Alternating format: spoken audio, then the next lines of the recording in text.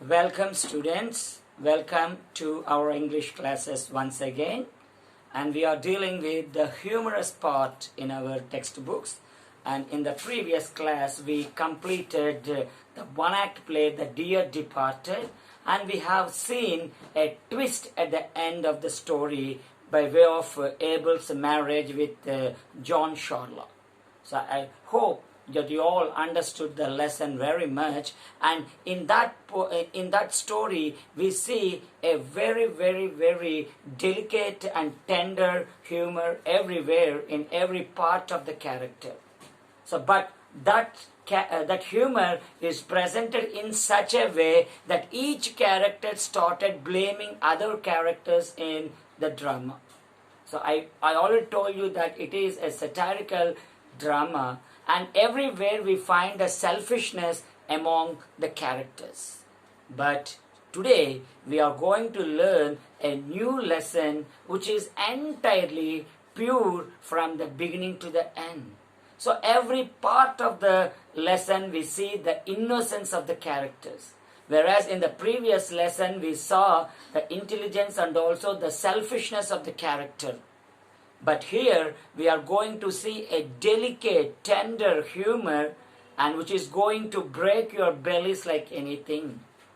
Okay? But here, whereas the previous lesson, I'm going to give a small comparison between the previous lesson and the present lesson.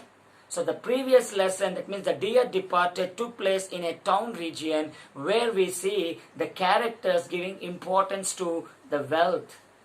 But whereas the present lesson is taken up in a remote area, in a very small village which is located at the outskirts of the forest. So here we see an uneducated person. There we see fully educated people. Here we see the innocent character. There we see some selfish characters. So what's that lesson? So what's that character? So let us go to the third lesson in the C reading, that is the brave porter. So what is it? The brave porter. So here also we find two words joined together. So porter is a noun and brave is an adjective. So here an adjective is, irrelevant adjective is used before a noun. So generally we add the words braver, valor and all these things for the generals, for some brave people. But who is this porter? So porters generally they go on their way, they do their work and never bother about the other people. Just they dedicate their entire life in making pottery and leading their livelihood. But generally we won't find some brave porters. We won't find some generals in porters like that. But very trickishly, the author combined these words, two words, brave to a porter. So what is the story? And what is the kadamishi behind this story? Let us learn in this lesson. So before going to learn about this lesson, we should understand something about the story. So generally we talk about many stories. So some stories are produced from the minds of the people, from the hearts of the people, general, common people. So that kind of stories are called folk stories. So we listen to many folk songs. So what are these folk songs? So what do they tell us? So folklores or folk stories are nothing but the stories which are generated from the people. So we don't have any particular author or particular writer for these stories. In the same way, we find about the folk songs also. So generally we see some farmers. So especially the lady workers, they go on singing some songs while doing their work in order to forget about their work, or in order to forget some tiresomeness or like that. So they go on singing some Hailesa or Suvi. So like that, this kind of songs we even listen in our movies also. So those are called folk stories. So recently we have seen what is that Pavan Kalyan's song also. So I don't remember that song, but so that also became a very popular in that movie. So it is also a what we say folk song. So these folk songs generally talk about the tradition of a particular civilization. So they come out of the civilization, they come out of the culture and tradition of the people. So when you learn about the folk stories, folk songs and other things, so we relate them with the culture, tradition of the people. So then, why? Because they produce out of these cultures and traditions. So we should protect these stories. So we learn about Pedras Peddamma Kadalu. So like that, they become our bedtime stories. So generally, children, small children, they like to listen these stories very much. Understand? So in Telugu also you learn many stories like that. And here also in English we have that kind of folk story in our syllabus. So it is a folk story. So let us learn about the writer. Who is this writer? Yes. So, Margaret Sheik was a great storyteller. So storytelling is an art. So when I was a boy, I used to listen these stories in the All India radio. So the narration is very important in a story. So narration means the style of describing the characters, the style of describing the nature, the style of describing the action. So all these things should clearly explain so that the children, especially the children, they feel very happy and excited about the stories. So that's why they sit. Especially we like to hear these stories from our grandmothers, grandparents, because they are the good narrators.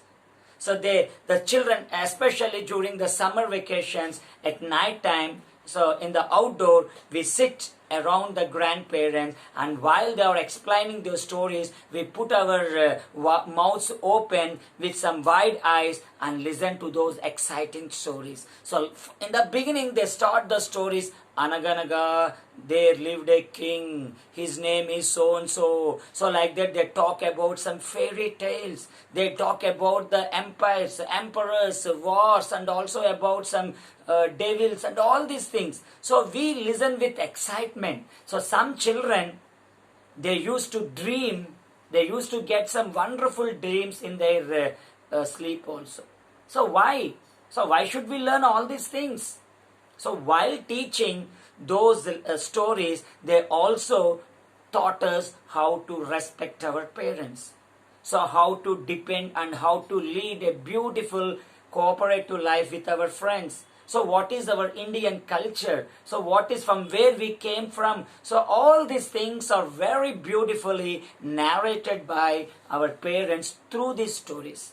Because children like these stories, they used to give everything through stories. So why? Because there is a saying that if you like sweets, so even the medicine should also be given through the sweets. So then only the medicine is liked by the children, and the sweet is liked by the children, and medicine will do its work and protect the life of the people. In the same way, these folk stories are also just like a sweet medicine. So sweet is like, that means stories are liked by the children, but the values, morals, and other things that are taught through these stories will reach the people, will reach the children, and tomorrow they become the good citizens and useful citizens of this nation. But today, who is there to teach these stories to us? So simply the children are depending and wasting their time sitting before the mobiles. So they are liking to play this PUBG and other games, but nobody is ready to listen these lessons. We have forgotten the culture of listening to the stories. So they help us in developing, inculcating the listening habits.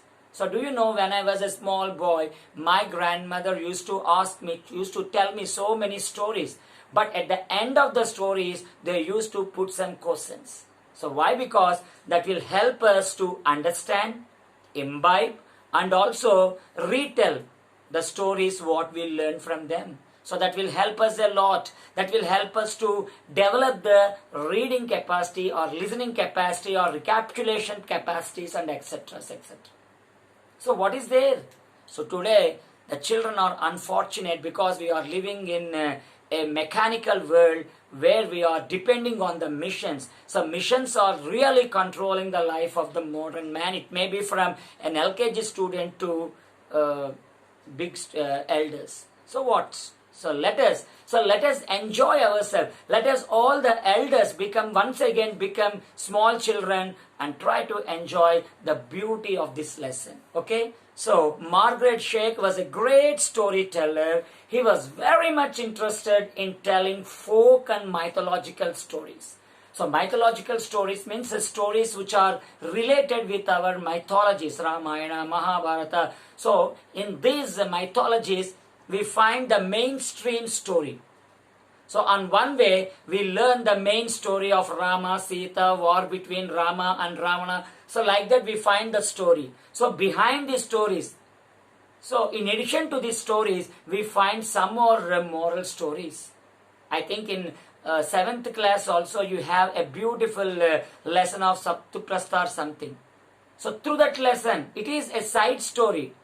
So it may be related or may not be related to the main story, but the writers, they added these stories also to teach what is good and what is bad to the people. So children especially like these stories, and through these stories they learn some great morals. And you know, these stories prepared some wonderful citizens of this world. So in Abdul Kalam's autobiography also we learn about these mythological stories. So he told us that these stories from Ramayana and Mahabharata became the bedtime stories. My mother, though we belong to a Muslim family, my mother, my grandmother, they used to teach us all the stories from our mythologies. So we learned them. We developed some good characters. We developed the religious tolerance. And today we have seen some great people who serve this nation in a worthy manner. So I hope you understand the importance of the folk story. So folk stories are nothing but the culture, the heart, the soul of India. So that's why we should teach these things to our children. He was very much interested in telling the folk and mythological stories. So mythological stories means they came from our mythologies, and folk stories means they developed and created from the lives of the people. Here one is from the mythologies, which are the sacred books and the sacred things of our backbone of our Indian culture, and another one, the folk stories are nothing but the soul of India. He traveled across many Asian countries and collected interesting stories, short stories from various countries and published them in English. So this Margaret Sheikh, he especially showed interest in Asian stories, that too from India. So we all should feel proud about it, because Indian stories, Indian mythological and folk stories, they inspired the entire world. So in this connection, we should compulsorily learn about some stories like Vishnu Gupta's stories like Panchatantra. So they too came from the hearts of the people. So we learn many morals from these stories. Even today also, these stories are the inspiration for many characters. So do you know the beauty of these characters? So how great our Indian writers are, how great our Indian storytellers are. So right from the past itself. So today we are seeing these animation pictures. But right in the past itself, some hundreds and hundreds of years back, they studied the psychology of the people, especially small children. So today we are talking about psychology and other things. But many years back, they studied the psychology of the children, and they learned that children can especially identify themselves with some characters, with some animals, with some creatures. That's why they created some wonderful stories in the form of animals and creatures, in the form of Panchatantra. Pancha means 5. So a man can be educated through 5 ways. So all these stories are beautifully woven around the creatures, around the animals, with our nature, because man is living in the nature. So we have to identify ourselves with this nature. So they can easily identify themselves and they easily learn the morals from these stories. So this thing happened some hundreds years back. But even in animation also, see, simply in animation, what do you see? You see a mouse acting like a man, a cat acting like a man, a squirrel acting like a man. So through these characters, the creators are trying to attract the children. But in Tom and Jerry, in no other cartoon channel, we find any moral. But in our Panchatantra stories, we find some great morals. Chitragriva's story. So how to live united, how to share our problems, how to give if anybody tries to cheat you, how should we teach lesson to them. So all these things are created by our storytellers. So that's why so many great writers of Europe and other nations, they wanted to study the Indian culture through our Indian stories. So here Margaret Sheikh also studied the Indian culture through our stories. He showed particular interest, specific interest on our stories. So interesting short stories from various countries and published them in English. So not only from India, she studied the stories, short stories from various parts of the world, and he started publishing them in English language. So though you accept it or not, English is an international language. If any book is published in English, that can reach them thousands and thousands of people, and your story or your thing will be marketed around the world.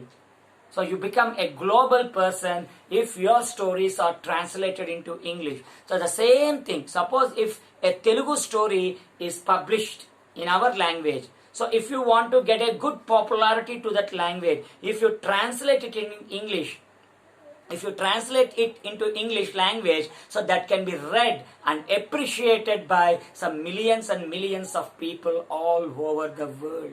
So that type of contribution was done by Margaret Sheikh to our Indian and as well as the short stories created all over the world.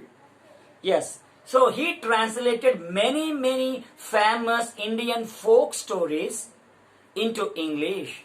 So he translated many folk stories into English language, and the present short story. So remember, as a Telugu person, we all should feel proud about it, how popular our stories are. But we are not recognizing them. We are not following them. So we are not showing interest on them. Hey, students, so try to understand the importance and the credibility that is given to our stories by the world famous persons. Yes, the present story, The Brave Potter, is a very popular Telugu one collected by him from India. So Telugu means it is from India and it is our culture. So it became a very popular story after it had been translated into English language. So the present story is our story. So you can imagine certain characters from your surroundings. So you can even think about this story in your Telugu language also. So for the purpose, for the benefit of the readers, worldwide readers, the present story is translated into English language by Margaret Sheikh. Okay, so this is a small introduction about the writer and also about the story. Now, coming to the story. So I told you that it is titled as The Brave Potter. The writer Margaret Sheikh has chosen a very well-known Indian folk tale for retelling in English. So retelling means already it was told by somebody. So actually the writer's name is not mentioned here because it is a folk story. For folk stories we don't find the writers, anonymous writers. Katamarayuda, I remember the name also. Katamarayuda, Kadari Narsimhuda, something. The song is given by Pavan Kalyan in his movie. So that is also a folk song. So we don't know the actual writer of that song. The same concept is taken in the movie and it became a very popular one. So all this, so when you read that, when you listen that song, you can find out some original Telugu words. Katamarayuda means Kata means Kananamu. It means a forest. Rayuda means the king of the forest. So like that, he described somebody in that. It means especially he described the Kadari Narsimhuda, means he described the lion god Narsimha Swami in that song. So like that, so vocabulary, culture, traditions, and the civilization of the person, civilization of that people can be understood through these folk stories. So compulsorily we should learn, we should understand, and I hope that a research work should be done on these folk stories, folk songs and culture of India. So this work was done by Margaret Sheikh in order to provide these worthy lessons and worthy stories to the entire world. So today we are not enjoying these stories, but the stories have been enjoyed by the people all over the world. Yes. So he retold the story into English. So already it was told by somebody else. Now again the story is retold. Simply she translated the story into English language. Children and adults alike are fond of folk tales. So I explained this point very clearly to you. Children. So we forget about our age. We forget about our problems. So both the elders and the children, they sit together and enjoy the stories equally. So which are often amusing and sometimes instructive. So which are amusing, they entertain us. They amuse us. They give a lot of pleasure to us.